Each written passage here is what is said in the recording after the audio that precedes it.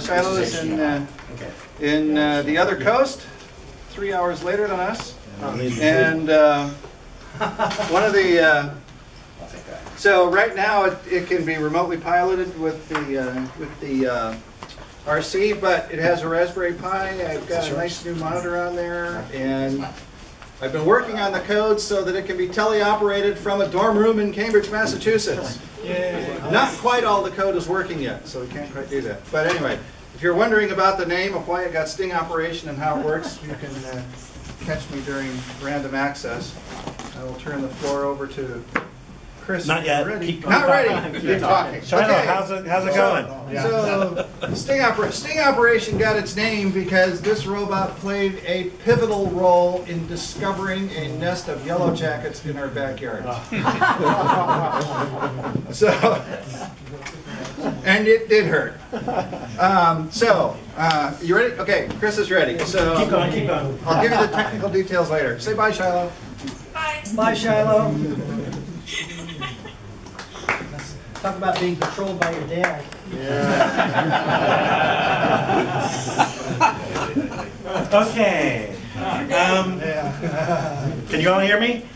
Yes. Yeah. Okay, cool. Most of you probably have already met MontBot. Really simple Arduino-based robot. And people get together at my place and we build these. It takes a couple hours. For about 20 bucks, you have a robot. It can actually do quite a bit. The new version is MontBot version 2. Ta-da! It's MontBot version 1. The only difference is I made a new platform, and all it is a Raspberry Pi and cameras. And a big battery to power the Raspberry Pi. So exactly like MontBot 1, but now we're adding Raspberry Pi because we want to play with vision stuff. So it is my vision.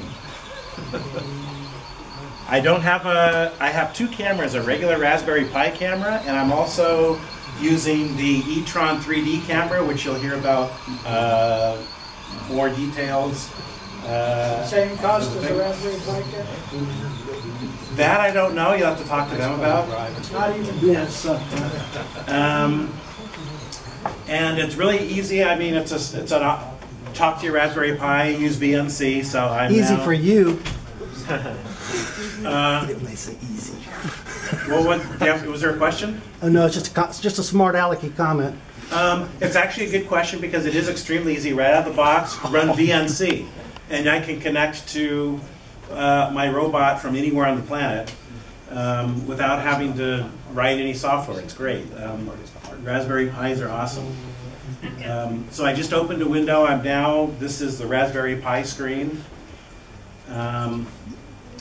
And so the first thing I'm going to do is let's run a quick serial monitor just to show that I can control the guy.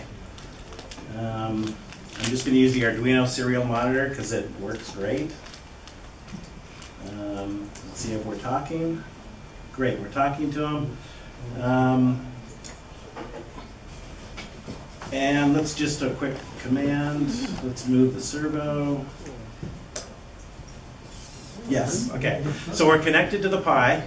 And now the next thing we're going to do is I want to show you some of the vision software that I have. I was hoping to be able to do Tabletop Challenge 3 using the vision system. Next month. But next month, because for those of you who know me, I'm always like getting my software just compiling 5 minutes before these meetings. And I didn't have 5 extra minutes, so. 5 minutes before, during the presentation. So really quickly, I just have some batch files, so I'm just going to take a picture, and then I'm going to run my object detection, and let's call it Q. So it just takes a picture. This is from the Raspberry Pi camera. And what was the result? Can we make this bigger? Can everybody see that? Yeah. So this is the image the raw image that it takes. Right now, the object detection, I'm just saying find green and or reddish colored cubes. It's not good in this room. And so this is what it thinks it saw. Oh yeah, there's a green chair back. Yeah, there's lots of green stuff in the background. I just noticed all these green chairs. But anyways, I just wanted to prove that I'm not cheating. It's actually happening in real time. Here's some other images, just to give you an idea of, that's from the e-tron camera. That was testing, ignore that one. So it was tested on the table back there. So the idea for Tabletop Challenge 3 is the goal is going to be 2 red ones, find the green one, and push it into the goal between the 2 red ones. So that part's all working. The only thing I have to do now is to modify my Tabletop 3 code to use the vision system data instead of the sonar data, because it used to do that with just the ping sensor. So now, really quickly, let's take a picture with the e-tron camera. And hopefully this works. So this takes a little bit longer to set up because it does a bunch of querying and it goes through all the modes and it's doing some diagnostics. But it's going to take a stereo pair of color, and then it's going to take a depth picture in lower res. And so what did we get with that? So where's stereo PPM? So there's the picture. Well, white balance, I'll have to play with that, but that's just the default settings. And then the depth that it gets from that is, sorry. Where is it? Depth. Up. Well, let's open it up in an image viewer instead of a text editor. So again, with the default values, you can't really see. The demo that they have from e-tron is a little bit better because they colorize this. And I don't think I have the infrared illuminators turned on. But the idea is now to build a 3D map of the objects that it sees based on the Z buffer from the depth. So I'll just really quickly go through a couple sample pictures, trying to find different colors. So one of the problems with just using a regular camera without depth information is you'll notice it looks at the gradient of the table and it thinks it's finding weird shaped objects everywhere. Because it doesn't have any depth information. It's just using straight color mapping to find, I'm going to find objects that have similar colors.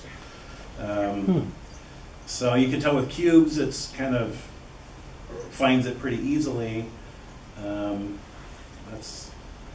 was experimenting. This is the depth data with and without different levels of infrared illumination. And this is another example where there's a green glow on the table, and it doesn't really know that this isn't some green blob. I don't know. I do have a filter because I do want to train it to find rectangular objects, but right now it's just trying to find any greenish object. And here's its greenish or reddish, and again whenever you put a green block on the table, it seems to reflect green, and the red kind of reflects. So very reflective tables, you can see one of the problems with just using vision without depth information, trying to do object detection. I'm experimenting with the filters so you can sort of see that I'm getting better at recognizing squarish objects. You'll see in the background, up in the upper left, there's like a little white section of green in the background. I'll bring back and forth. In the upper left, it sort of sees, oh, there's something green. And it also picked up the red of the box, but it outlined it in black instead of white because it realizes, you know what, that's a bit too long and thin to be a cube, so I'm going to eliminate that. So there is secondary level processing, first from a list of what it thinks it sees, and then trying to qualify it to what it thinks is the box. So now let's really quickly, take a picture and then run the algorithm. So it found 39 objects and 128 fakes, so it rejected a little under 100. And let's see if we can...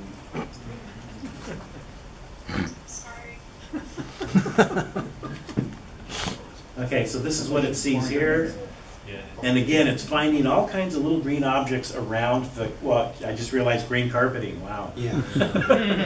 Green carpeting, green chairs, and you're wearing a green shirt. But at least it found all the blocks, which is good. And that's pretty much it. So that's MopBot 2 with Vision System. And it pretty much works out of the box any camera. Stick in a USB 99-cent camera, or Raspberry Pi camera, or e-tron 3D camera. And that's it. People get together on usually Saturdays and Fridays. And for 20 bucks worth of parts, you can build your own MopBot in about 2 or 3 hours. So I think that's it. Applesauce. So to get 3D, that's 2 cameras, stereo? Yeah, it's a stereo camera. Let me... So you're not, yeah, We're gonna hear more about that, right? worked a little, was acquainted with Let me reconnect. gesture recognition, and they're using like time of flight cameras. Or is that something that's been used in robots? I can't speak to what other people use and details on this particular e-tron 3D camera. They're going to talk more about it. However, just to answer the question, let me scroll to find one of their samples. Actually, let's use the one we just took. Yeah, it's nice to have live demos instead of, okay. So this is actually 2 cameras. You can sort of see the display is a little bit off because it takes the left of that. But if you look at these images cross-eyed, it actually pops into 3D like a Viewmaster. It's pretty cool. So, sorry, I couldn't specifically answer the question, but that's it. So, okay.